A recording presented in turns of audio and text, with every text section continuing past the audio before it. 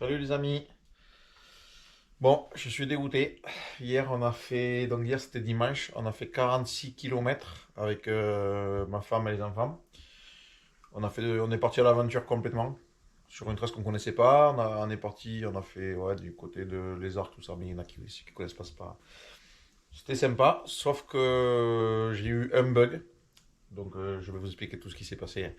J'ai eu un bug sur le vélo, je me suis dit, bon, maintenant j'ai changé les capteurs et tout, donc là ça va pas être bon. Et pas de voyant allumé. Donc j'ai dit, bon, ben, on continue à rouler. Et arrivé, je sais pas, vers, je dirais 37 kilomètres à peu près, dans une grande côte.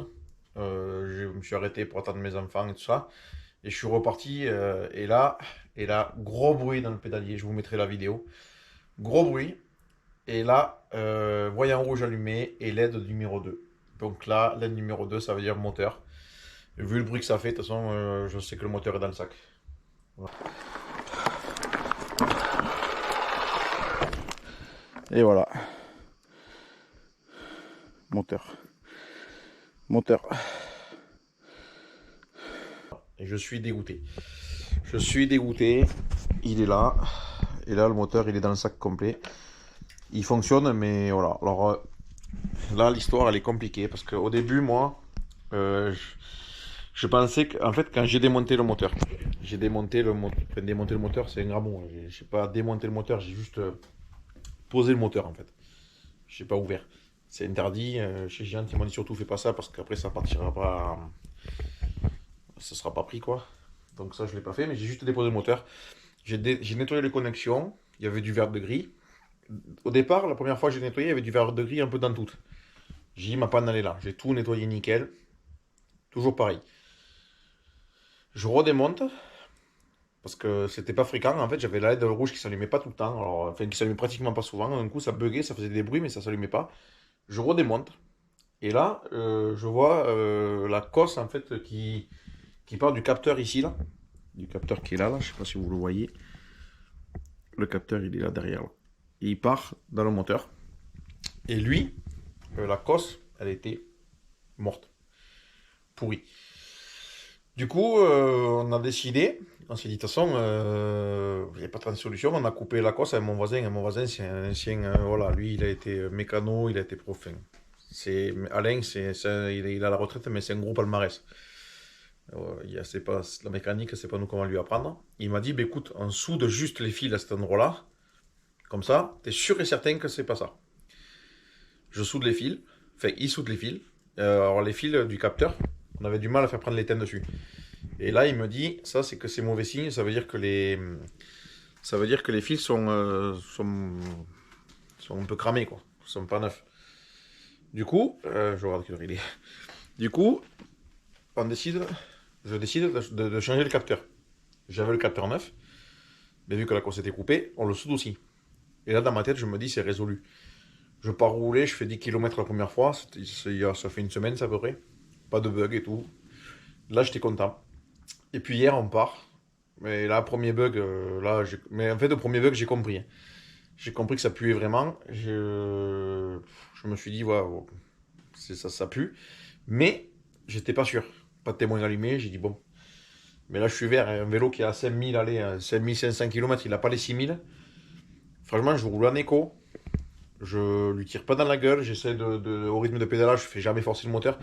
Même, vous pouvez demander aux copains qui roulent avec moi. Hein. J'ai Franck JF Outdoor qui a d'ailleurs son atelier de réparation vélo. Il avait, mais là, il se lance encore plus sérieusement. Il va essayer de le faire prospérer.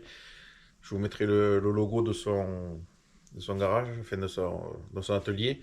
Et si j'arrive, le logo de sa page Facebook professionnelle. Et même lui, vous pouvez demander, je respecte le vélo vraiment beaucoup. Et là, franchement, avoir un vélo à 5500 km ou 5600 km avec un moteur mort, franchement, je suis dégoûté. Surtout que bon, c'est quand même du Giant, c'est que j'ai pas pris de la merde, c'est moteur Yamaha.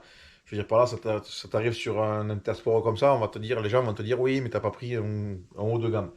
Là, quand même, merde, c'est fait, je veux dire, excusez-moi pour le gros mot, mais c'est quand même des vélos, voilà. Donc, s'il vous plaît, mettez-moi, vous, en commentaire si Giant ou autre marque, hein, si vous avez des problèmes, si ça vous arrive à ces kilométrages-là, avoir des moteurs morts sur du Brose, sur du enfin, Brose, Bosch, Yamaha, n'importe quel moteur. Et s'il y en a qui ont des Giant et qui ont eu des problèmes, parce que sur la page Facebook, enfin, le groupe Giant, j'ai l'impression que c'est connu un peu. Alors après, il y en a qui me disent que faut pas que je m'inquiète, que ça va être bien pris au niveau de Giant. Mais on verra.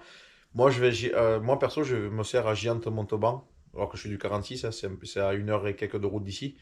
Pour moi, il y a plus près, mais je trouve que le magasin est bien. Je m'entends bien, enfin, je trouve que c'est sérieux et tout, donc je vais l'amener là-bas. Demain, je vais les contacter. On va voir. Je vous tiendrai au courant.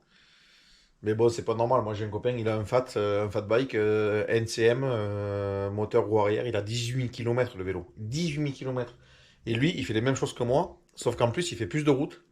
Donc, c'est encore plus varié. Et honnêtement, voilà. Et pourtant, je vous dis, moi, ceux qui me croient pas, ceux qui vont dire, mais moi, je roule. Bon, alors, je roule en éco parce que c'est mon choix, hein. Ça, c'est encore je veux pas rentrer dans le débat. C'est mon choix.